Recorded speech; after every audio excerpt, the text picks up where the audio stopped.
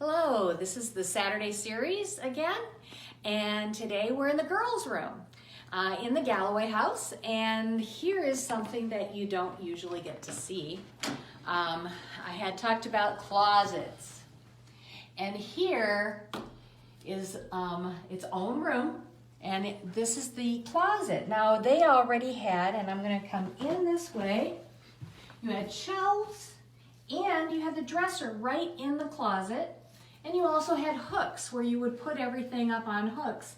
This one had 3 rows of hooks to hang things. So you could, hang the dresses and capes and things like that. Put other things on the shelves and in the drawers. And then close it up, and it was its own room. Now, another thing that a girl would have would be a chest, and this one, we don't usually have it open and you can't see it, so just letting you see the quilts that would have been made and then packed into a chest.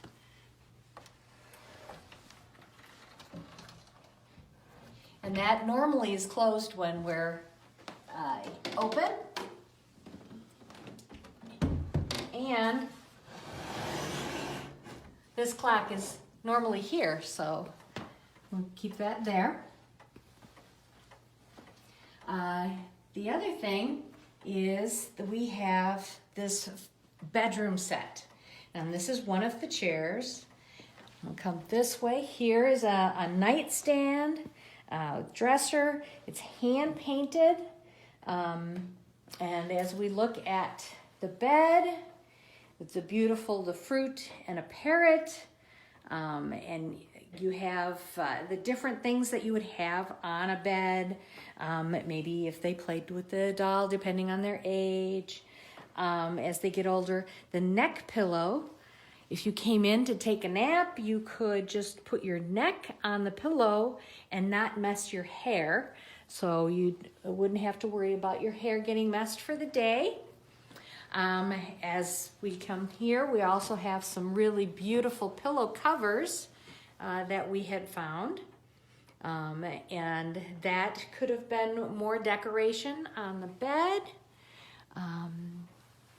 There's also flowers on this side. There's peacocks and flowers on this side, all hand painted. I'm gonna come this way. Another thing that we have on the bed is we have these pillow shams usually. Well, what it originally was just a little sheet. There wasn't a pocket or anything. You just laid it along the pillow, and it dust covered the pillow, so your pillow would stay nice and neat, so that before you went to bed, you would just take the cover off, and all the dust would be off of your pillow. Then we'll come here. This is the wash stand, and again, you would use your wash stand. You've got the pitcher and bowl, and could wash up, dry. You'd have a mirror to look into, possibly some powder with a puff. So definitely just different things that you would use in the bedroom as the girls were laying here in style and comfort, and also having a beautiful view of the grounds when they'd wake up in the morning, and actually be looking out at the farm. And here's also a settee to read in, because that would be another thing that you would read. You might spend time doing embroidery. Here's embroidery here on the top of this dresser. And again, beautiful flowers and fruits, all hand painted. You would have your silverback brush and your silver-backed mirror. Would be something you'd always see in a girl's room. you know, everyone would have that if they were in style. Another thing that we have that a chamber pot, which would be something you'd use at night.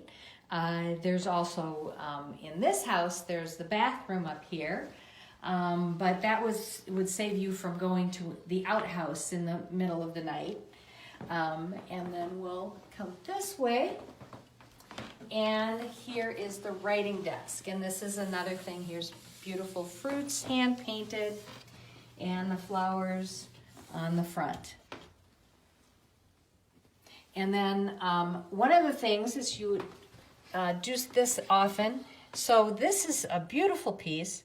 It says, "Oh, when you pen your letters, remember always this, to stamp them with affection and seal them with a kiss."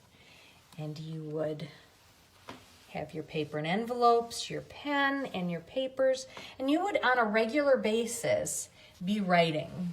You'd be writing someone. You would write to family members usually, or friends from different areas, because again, no phones. So, you know, no internet, no Zoom meetings, nothing like that. You would always be corresponding by letters and penning letters. Now, the girls that would have stayed here, I'm not sure, but we know that Florence lived here. Florence was the daughter of Edwin H. and Mariah Adams Galloway. And she would have grown up in this house. She was not born here. Edwin A. was the only child born in this house. She was born when they had either the shack or the log cabin before they moved to and bought the house from Selim Newton, but she would have grown up in the house. And so she would have had a room to live in or sleep in. It most likely started out as one of the Selim Newton bedrooms, and then as the house was built on, would have stayed in one of these bedrooms. Then, when Florence moved out, so Edwin A. Married Carrie Pierce Galloway. Now, Mariah Adams and Carrie's mother were first cousins. So when Carrie came one summer and visiting, she came as a very young girl. And here's her picture as she was younger. She would have she came as a young girl, and Edwin A.